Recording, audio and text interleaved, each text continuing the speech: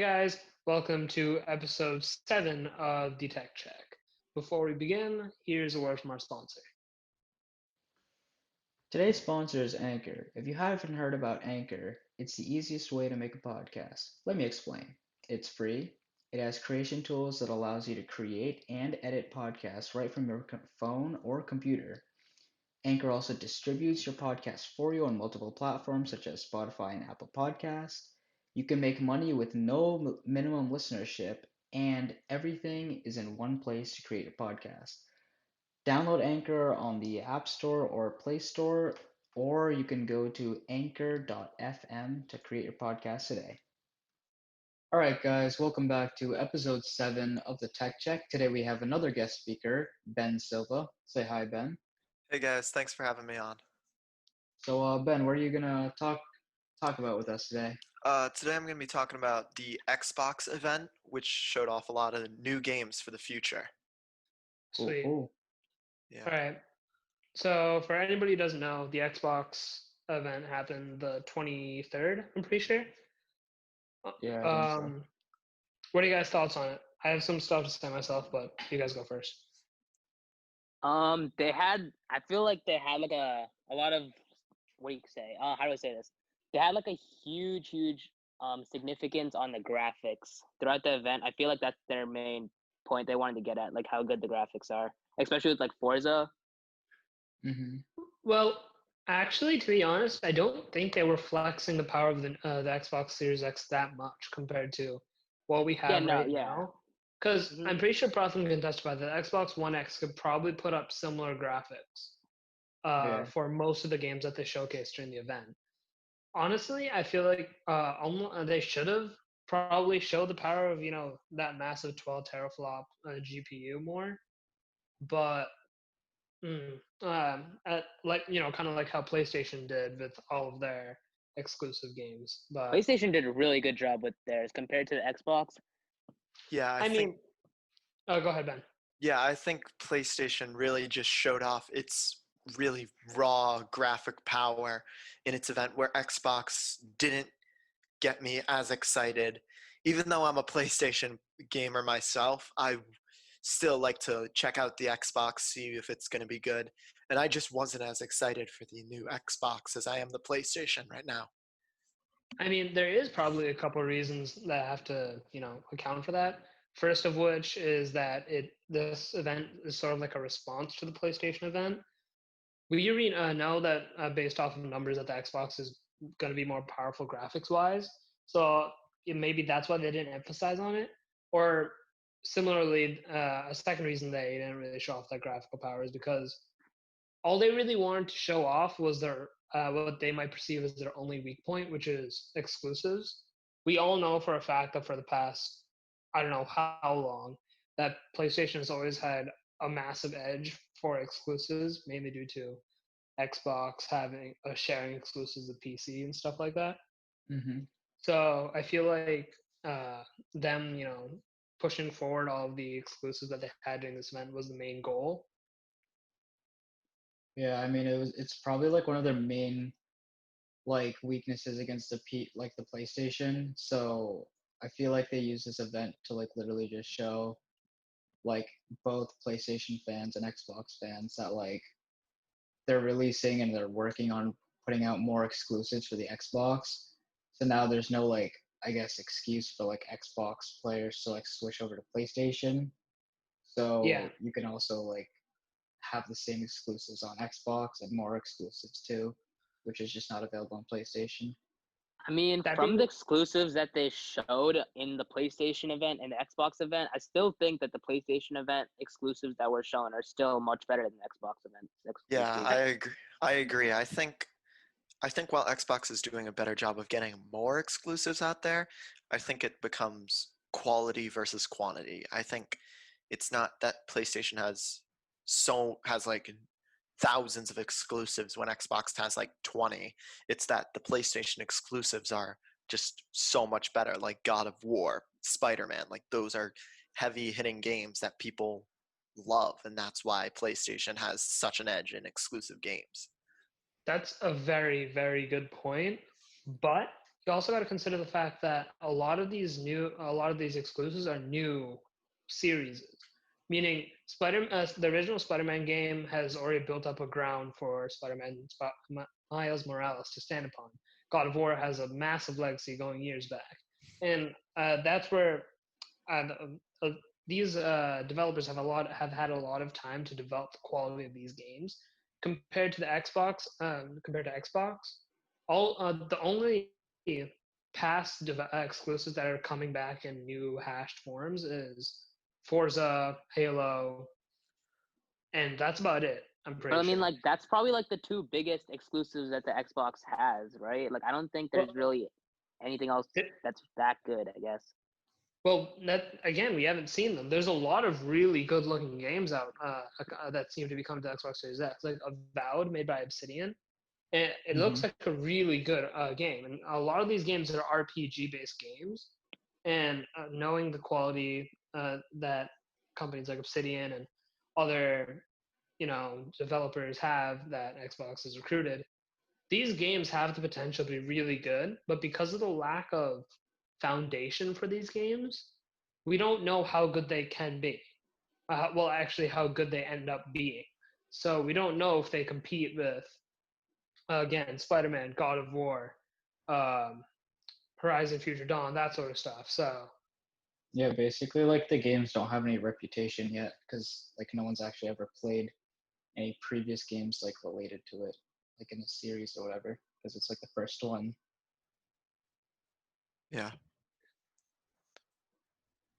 all right, so we're talking about games in the future. Uh, there's already a lot of good games going into the future. So I guess we'll start off with Halo Infinite, Xbox exclusive. What are you guys' opinions? I'm looking forward to. I won't play it, not as a PlayStation guy, but I'll watch the gameplay online. I'm looking forward to it because I played Halo 5 and I wasn't thrilled. I'm a big Master Chief fan, so it's exciting to see that he's back. And I mean, the Halo games in general have been pretty good, so it'll be interesting to see if they can continue that trend. Yeah, based off of the whatever we got in the what we got in the Xbox event, we already know that the graphics are going to look good, despite the fact that we didn't really see the Xbox Series X power. Mm-hmm. But it seems like it is a really good you know sequel to be added to the Halo series. Yeah, I'm interested. I'm excited for it as well. I mean, Halo's probably, like you guys said, it's probably one of the few really, really good Xbox exclusives. And I personally think it's probably like one of the only really good Xbox exclusives as well. So I'm pretty excited for it. I mean, I don't know. Cyberpunk 2077 also looks Yeah, I pretty mean, good. I mean, it like it could has be good. Like, Keanu Reeves is like I mean, a major role in the game. yeah, Cyberpunk. I think that might define the console war going forward. It's whichever console looks better with Cyberpunk because that's just such a hype game. I mean, I personally am super excited for it. Mm-hmm. Yeah, the hype surrounding Cyberpunk 2077, along with with the all the graphics that it should pull from, well, all the graphics that the consoles need to give into this game shows that, well, it might show which console is truly better. Because again, with the whole efficiency versus power that PS5 and Xbox have with this ongoing war scenario. So Cyberpunk again might show give us insight into which game's actually going to be, which console is going to actually prevail. Mm-hmm. So what about like the 2K games, like 2K, like PGA 2K21 and NFL 2K21 review? What do you guys think about those? NFL 2K21 is going to have a lot of competition with Madden. Yeah, I don't Hmm. know. I'm not sure if that will survive more than 1 year, but PGA, I think it's good that it's getting an official game back on the market. It hasn't had one since EA had the license in 2015. but I don't know. 2K's really bad with its microtransactions in NBA, so I don't know if True. that's going to turn off fans. Yeah, Yeah. I mean, I played so much 2K, like NBA 2K before, and like, I mean, I liked it in the beginning, like the first few years, but then after that, they just kept releasing the same game every year, and I feel like they're gonna do that with the NFL. So like I think Nerd said, it'll probably be really good for like the first year, like everyone's gonna have it, and it's gonna be super fun. But Hmm. down the line, I don't think people are gonna like it because of the microtransactions, and probably because it's gonna be the same game every year. However, Exactly. one thing I would like about 2K is like their story modes, I guess. So I know like NBA 2K, they typically have great My Career modes where they have like some guy, like you have your own person going into the NBA in the game, and those are like really really good. I think like that could probably be one of the best parts of the NFL 2K21 when compared to Madden, because Madden's current like story mode is pretty bad. Yeah, Yeah, definitely. but it's not going to be able to. No one really buys Madden or 2K for the story mode. So honestly, I don't think it's going to carry you know the game very far, Hmm. competing against the powerhouse that is Madden. Right. I mean, it'll offer like a different perspective because like a lot of people started to hate Madden because they're literally putting out the same game every year. So I feel like a lot of people from Madden will switch to 2K. And I know 2K is really good with keeping their fans for the first few years until it starts producing the same game every year. So that's just my thoughts. Right. Yeah, Go ahead, Niraj. yeah, no, it's just that I'm not sure what NFL 2K21 will actually produce differently than Madden. I mean, the game style, the game feel, and the general mechanics is gonna feel very similar. I don't really see it being worked out in a different way. Hmm. I mean, like Consider 2K and NBA Live, like they're like NBA 2K and NBA Live, they're both like two different video games, but like 2K is like much better, like everything wise, basically. I feel like they could totally do that against Madden with like I guess I wouldn't say resources they have, but like more of just like their history with creating really good games. Right. I think that it I sort of agree with both of you. I think what like Niraj said, it's going to be hard to differentiate on the field in that simple single player mode, but I think what's really going to set 2K apart either positively or negatively is your other features, your franchise mode, your story mode. And 2K NBA did a great job bringing in like really big names from the entertainment world. They had Spike Lee do a career mode a couple years ago. They had Idris Elba, Rosario Dawson in their career mode this year. So they're getting people from the entertainment world to create Hollywood level stories for their games. If they can do that for NFL, then I think they'll have a shot at a long shot nonetheless. It'll still be David versus Goliath, but Right. it's a shot to take down Madden. So good point. All right, next game. What are we moving to? I want to talk about a smaller game. I want to talk about Star Wars Squadrons. I mean, as a big Star Wars fan, I'm excited. I'm mixed about this game because Battlefront 2 at launch, it had a terrible story and it was riddled with loot boxes and microtransactions.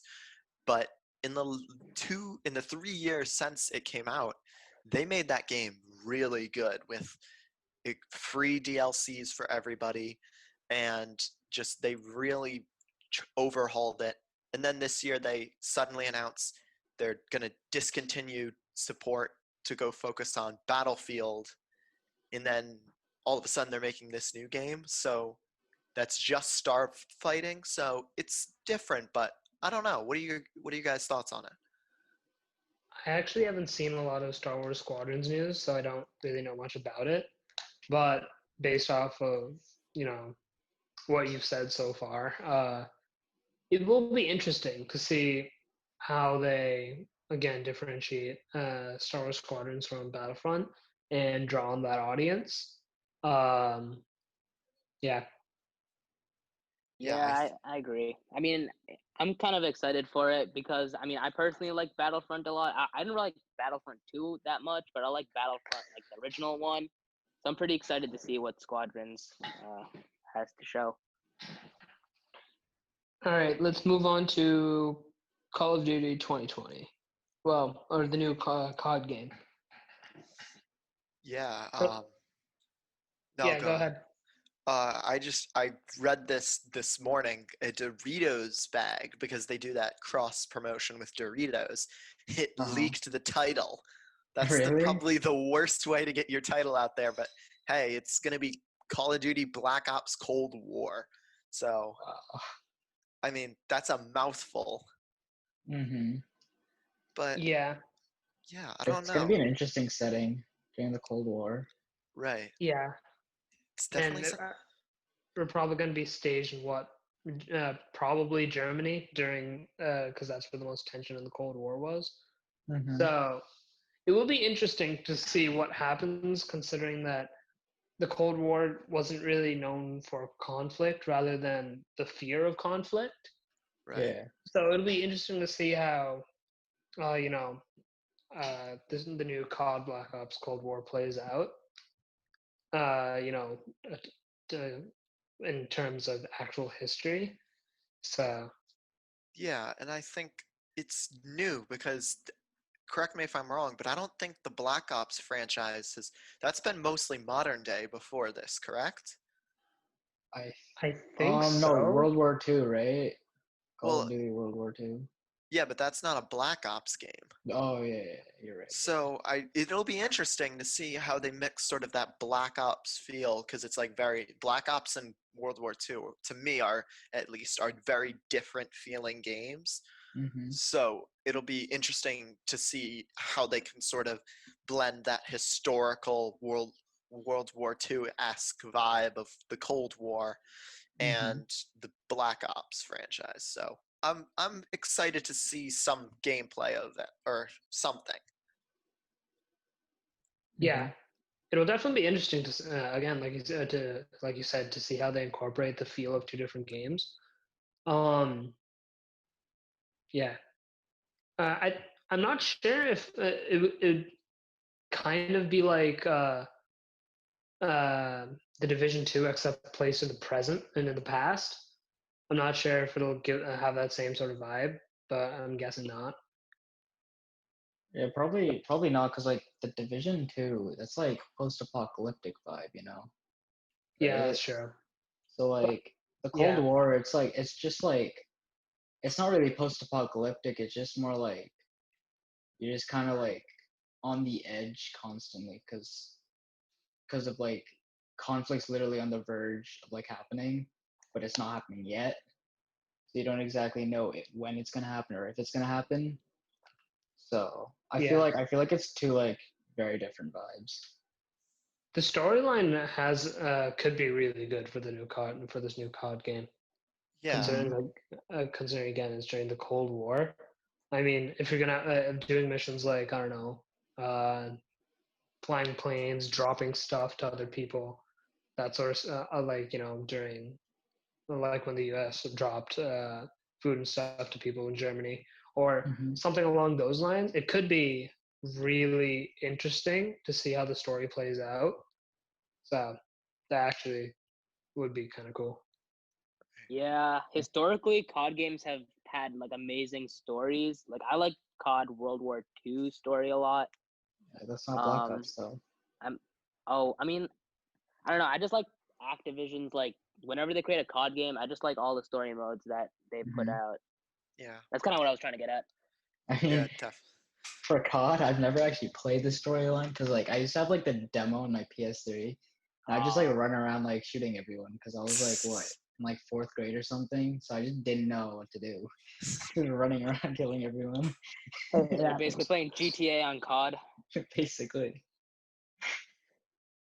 Um, Oh, we talked about Xbox exclusives earlier, so we may as well talk about one of the biggest PS4 exclusive, PS5 exclusive games, which is Spider-Man Miles Morales. Mm-hmm. that was The original Spider-Man game was incredible, despite the fact that I played only about an hour into it on a friend's console. But the feel of the game, the story of the game were all incredible. So it'll be great to see how Spider-Man Miles Morales plays out. Yeah, and I think obviously I'm super excited for it. I loved Spider-Man. That was the whole reason I got a PS4 was to play that game, but it's going to be extremely interesting because a lot of people were obviously excited, but at the same time sort of like we wanted a true sequel to Peter Parker's story. We love Miles Morales, but Peter's story had a lot left to tell. So it's good to see that this is sort of like a 1.5. It's not really a direct sequel. It's sort of like Uncharted Lost Legacy. It's like it happens after 1 but before 2. So we get to still play as Miles, but we're also going to get a direct continuation to Peter's story. Mm-hmm.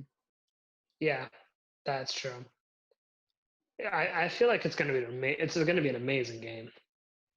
Yeah, and it'll be really interesting to see because the I think one of the better things that PS4 did with its Spider-Man game was use the game and the haptic controller and sort of it really made you feel in that world. And Miles Morales has a lot of different powers.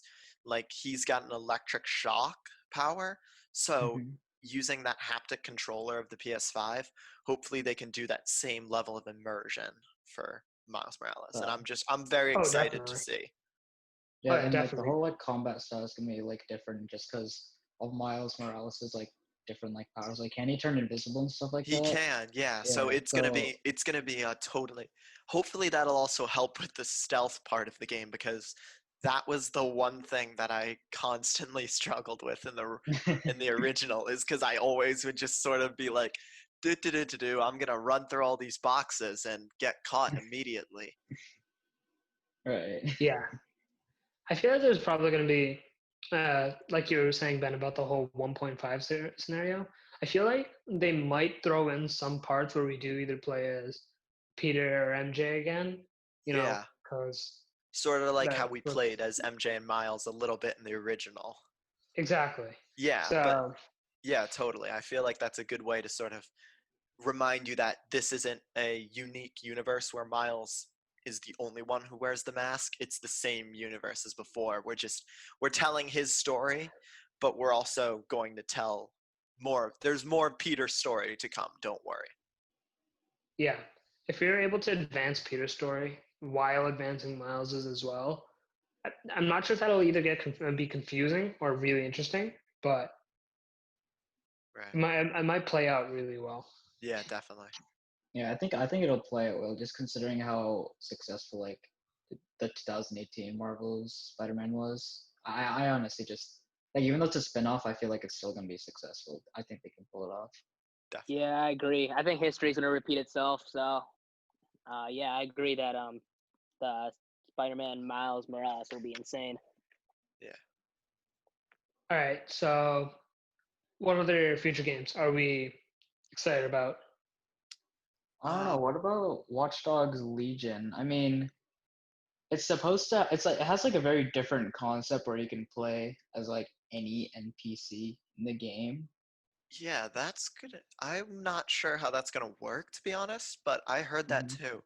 I'm excited about it. I haven't played all of Watch Dogs 2 yet. I'm still working through it. I know I'm super late, but it just got added to PlayStation now, so I'm finally getting on it.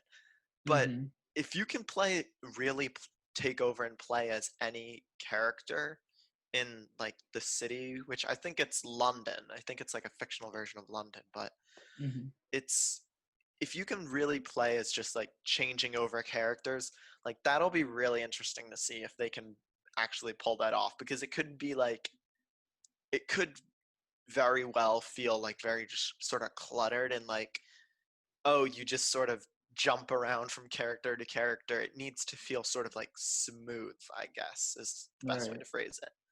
I mean, Maybe. I've seen some of like the testing for the game, and like so they showed like a little bit of like the early gameplay of what it's supposed to feel like, and basically like there was like a couple like different subsets of like characters in the game, so like it didn't matter like which character or like which NPC you chose, they had like a certain like type of attributes. So it's not like each NPC has like a randomly generated attribute. It's like they have like a certain type based on like what type of NPC they are. So like if you're an old guy, you tend to like just spontaneously die at random times. Like you can't really control it. But it's not like where if you're a different like old guy, like the stats really change. Like it's pretty much the same. So it gives you the feel that you're playing as more than one playable character, but at the same time you're not. It's like the same like 3 or 4 characters with a different appearance. Yeah, that's smart. I think that's a good way to sort of differentiate it. And then like if you're like doing like a challenge where you have to hack into a server and get out of the building, like that would be really good to like play as like a really good hacker, and then maybe you switch over to a character who's really good at fighting, and like different ways to sort of make the whole combat experience and the hacking experience just very smooth. Right. It'll It's be also like going way to be more interesting. dynamic. Yeah, it's also going to be interesting to see how the story of Watch Dogs Legion is going to play out with being able to play with as multiple NPCs. I'm not sure if you're going to be given like a squad of characters and you play as essentially the entire squad or something along those lines. But it's definitely going to be interesting to see how the actual campaign plays out. Mm-hmm. Definitely. I think I read that this one's supposed to be more mafia based than previous Watch Dogs games, which I think gives that sort of impression that like anyone can be in the mafia. Like your best friend could be a mafia member, you don't know. So Right. like that'll be sort of True. interesting to see if that plays into how they, do their thing. Definitely. All right. So that's it from us. Let us know what your favorite future games are, the ones you guys are most hyped about in either the comments if you're watching on YouTube, or just DM us or something on social media if you're interested. If you want to be a guest speaker like Ben, remember there's a form on the website. Go fill that out, and we can have you up here. But in the end, thank you guys for listening, and stay tuned for the next one.